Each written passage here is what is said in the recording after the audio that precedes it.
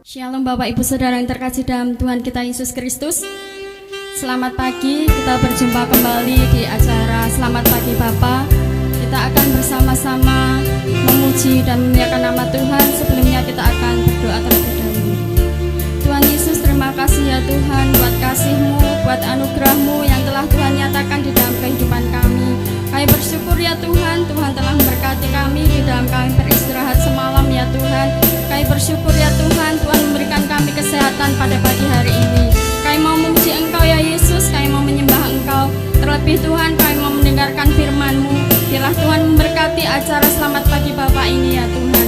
Hanya di dalam satu nama Tuhan kami Yesus Kristus kami berdoa dan mengucap syukur. Haleluya.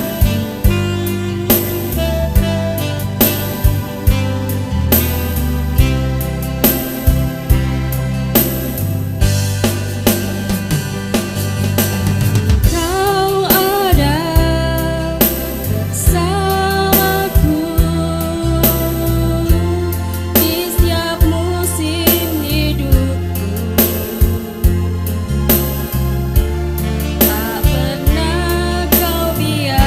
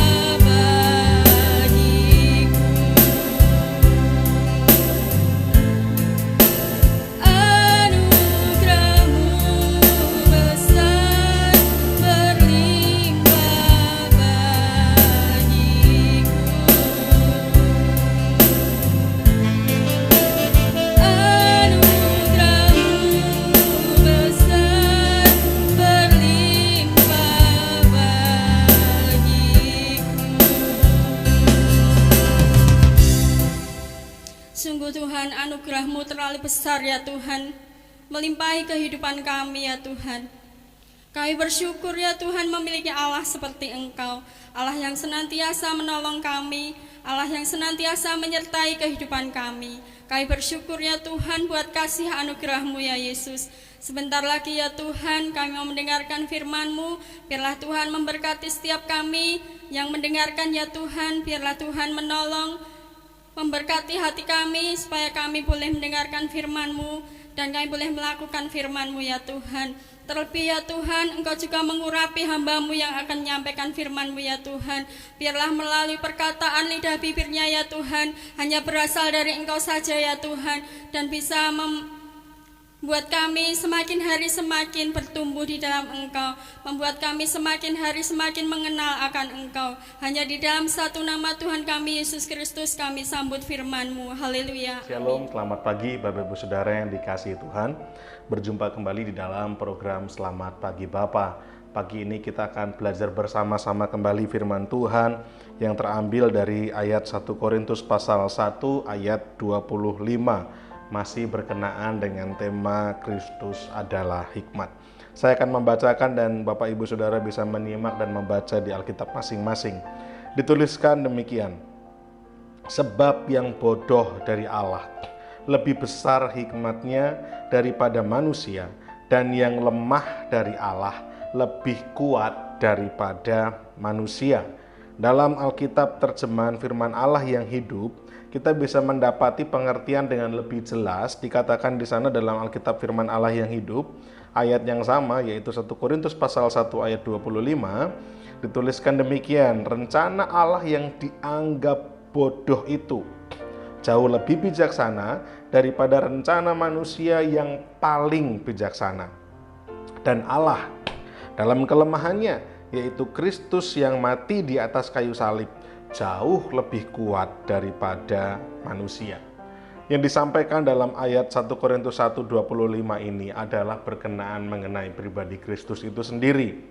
Banyak orang mencoba mengartikan ayat ini bahwa ada orang-orang di dunia yang bodoh, yang lemah, akan dipakai Allah untuk bisa mengerjakan bagian-bagian pekerjaan Tuhan. Tidak salah memang, karena setiap kita pada dasarnya adalah pribadi yang lemah dan bodoh. Akan tetapi ayat ini merujuk pada satu pribadi yang jelas, yaitu Kristus itu sendiri. Kalau kita mau perhatikan ayat yang tadi dibacakan dengan pelan, dengan seksama, sebab yang bodoh dari Allah lebih besar hikmatnya daripada manusia, dan yang lemah dari Allah lebih kuat daripada manusia. Ini mengarah jelas kepada peristiwa di mana Kristus yang adalah Tuhan justru mati dengan cara yang mengenaskan, mati dengan cara yang hina, yang memalukan di mata manusia, yaitu dengan cara mati di atas kayu salib. Bapak Ibu Saudara yang dikasihi Tuhan, hukuman mati di atas kayu salib ditujukan kepada para kriminal, penjahat-penjahat yang memang hukumannya tidak dapat lagi ditoleransi.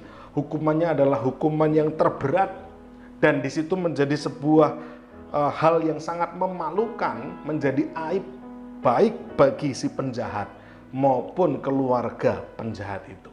Artinya ketika dipertontonkan di depan umum, ketika diolok-olok mati di atas kayu salib, menjadi tontonan banyak orang, hal itu akan mencoreng muka keluarga dari penjahat tersebut.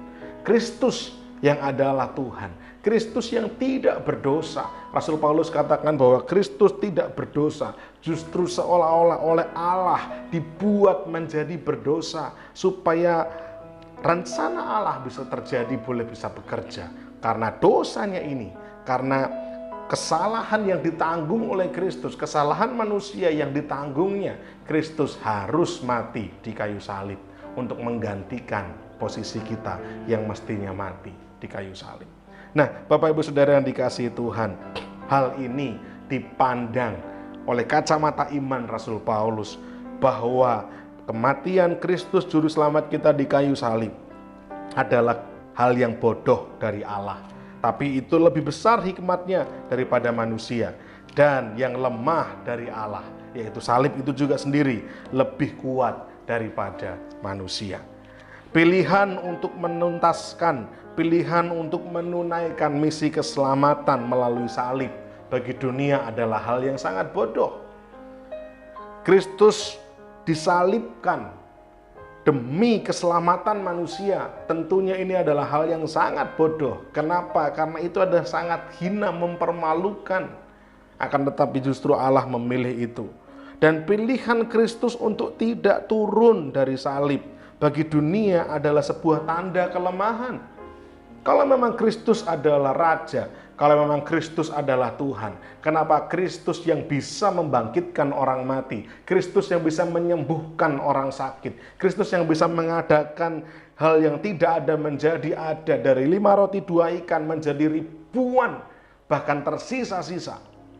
Kristus yang bisa mengubah air menjadi anggur, Kristus yang bisa menghentikan amukan alam dengan menghentikan hujan badai. Kenapa Kristus tidak justru mampu turun dari salib untuk membuktikan kemahakuasaannya? Kenapa Kristus menjadi terlihat sangat lemah di atas kayu salib? Tapi itu semua dikerjakan Allah demi keselamatan manusia. Sehingga pilihan Tuhan Yesus Kristus untuk tidak turun dari salib sepertinya memperlihatkan kelemahannya. Seperti tertulis dalam Matius pasal 27 ayat 39 sampai 42 dituliskan di sana. Matius 27 ayat 39 sampai 42. Orang-orang yang lewat di sana menghujat dia dan sambil menggelengkan kepala. Mereka berkata, "Hai engkau yang mau merubuhkan bait suci dan mau membangunnya kembali dalam 3 hari, selamatkanlah dirimu jikalau engkau anak Allah. Turunlah dari salib itu." Demikian juga imam-imam kepala bersama-sama ahli Taurat dan tua-tua mengolok-ngolokkan dia, dan mereka berkata, "Orang lain ia selamatkan, tetapi dirinya sendiri tidak dapat ia selamatkan.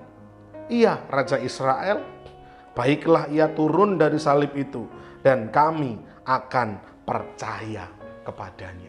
Pertanyaannya, apakah ketika Tuhan Yesus Kristus mendengarkan kalimat-kalimat ini, ketika Tuhan mendengar ahli-ahli Taurat, orang-orang Farisi mengolok-ngolok Tuhan dengan berkata orang lain diselamatkannya, kenapa dia tidak bisa menyelamatkan dirinya sendiri? Bahkan mengolok-ngolok dengan berkata, kalau memang Kristus itu Tuhan dan bisa turun dari salib, maka aku akan percaya kepadanya. Apakah Kristus memilih untuk turun dari salib? Kenyataannya tidak demikian.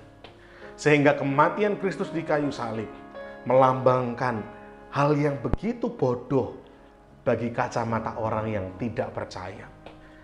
Hal yang lemah bagi kacamata dunia. Tetapi di mata Allah itu justru adalah kelemahan yang mempermalukan kekuatan dunia.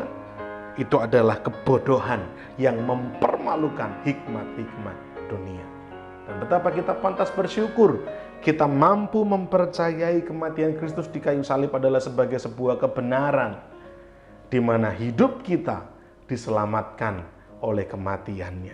Di mana kita yang mestinya menanggung dosa kita justru ditanggung olehnya. Kita yang harusnya beroleh upah kematian, penyesalan kekal, tapi justru akhirnya Tuhan oleh karena mati di kayu salib menganugerahkan kepada kita kehidupan, bahkan kehidupan yang kekal.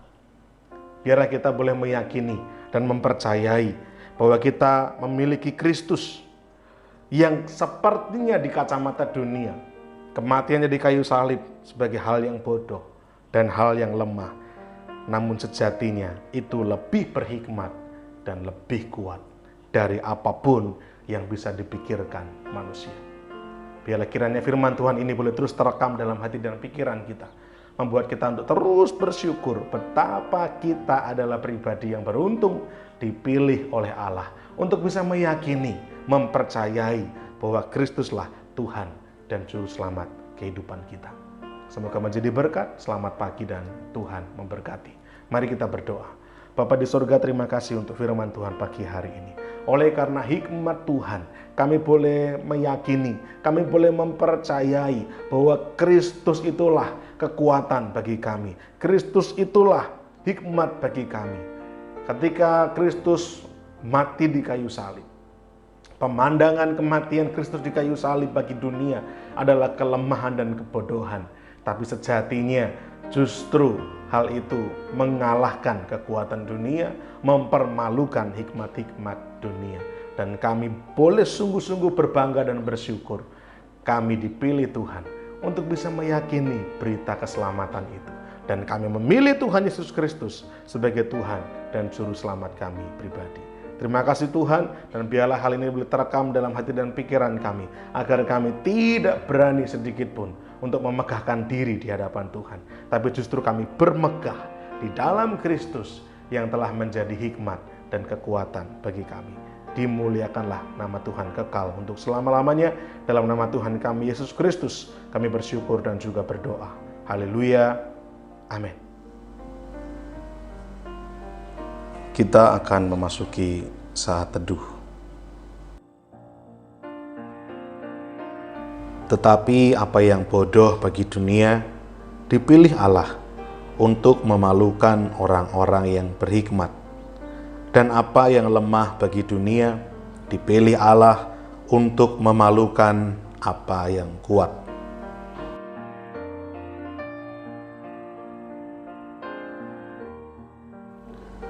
Dan apa yang tidak terpandang dan yang hina bagi dunia dipilih Allah, bahkan apa yang tidak berarti dipilih Allah untuk meniadakan apa yang berarti.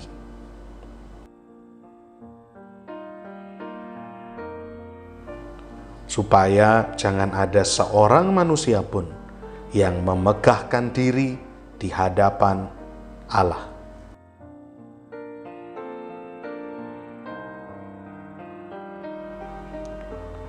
Tetapi oleh Dia, kamu berada dalam Kristus Yesus, yang oleh Allah telah menjadi hikmat bagi kita. Ia membenarkan dan menguduskan dan menebus kita.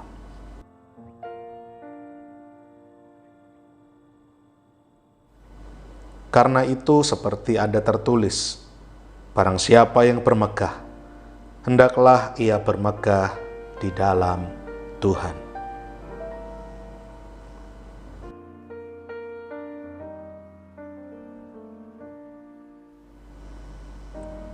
Kita akan berdoa untuk beberapa pokok doa. Bapak Ibu Saudara silahkan berdoa, mendoakan pokok-pokok doa yang tercantum di layar.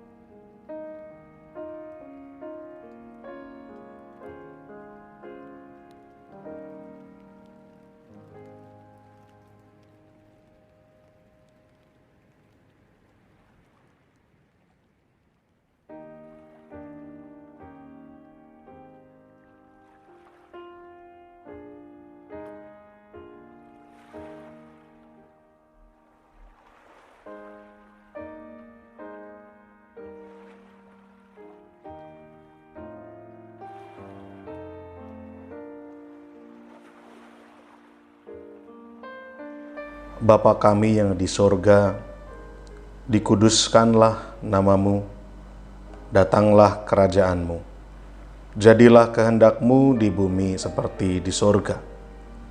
Berikanlah kami pada hari ini makanan kami yang secukupnya, dan ampunilah kami akan kesalahan kami, seperti kami juga mengampuni orang yang bersalah kepada kami. Dan janganlah membawa kami ke dalam pencobaan, tetapi lepaskanlah kami daripada yang jahat. Karena Engkaulah yang empunya kerajaan dan kuasa dan kemuliaan sampai selama-lamanya. Amin. Puji Tuhan Bapak Ibu Saudara, kita sudah memuji memuliakan nama Tuhan. Terlebih kita juga sudah mendengarkan firman Tuhan. Biarlah saya boleh memberikan informasi sepekan MCC. Yang pertama adalah latihan tamborin setiap hari Senin pukul 5 sore. Yang kedua latihan musik dan pujian setiap hari Kamis jam 6:30 malam. Dan setiap hari Jumat pukul 6 ada menara doa kota di Hotel Haris lantai 16. Dan ibadah muda remaja Metanex setiap hari Sabtu pukul 5:30 sore. Dan pada hari Minggu pagi jam 7:30 ada ibadah sekolah minggu. Dan pada hari Minggu setiap pukul 5 sore kita berkumpul kembali di ibadah raya MCC. Tuhan Yesus memberkati. Tuhan Yesus, kami bersyukur buat kasih-Mu ya Tuhan. Kami bersyukur kami boleh mengikuti Selamat Pagi Bapa pada pagi hari ini ya Tuhan. Kami percaya ini semua oleh karena campur tangan Tuhan, ini semua oleh karena anugerah Tuhan. Tuhan Yesus, kami bersyukur dan kami serahkan ya Tuhan kehidupan kami hari ini ke dalam tangan kuasa-Mu. Biarlah Tuhan memberkati tubuh jiwa roh kami ya Tuhan, supaya kami boleh seimbang, sehat semuanya ya Tuhan, tubuh jiwa roh kami ya Tuhan, sehingga kami boleh memuliakan nama-Mu ya Tuhan melalui kehidupan kami sepanjang hari ini. Hanya di dalam satu nama Tuhan kami Yesus Kristus kami berdoa dan mengucap syukur. Haleluya.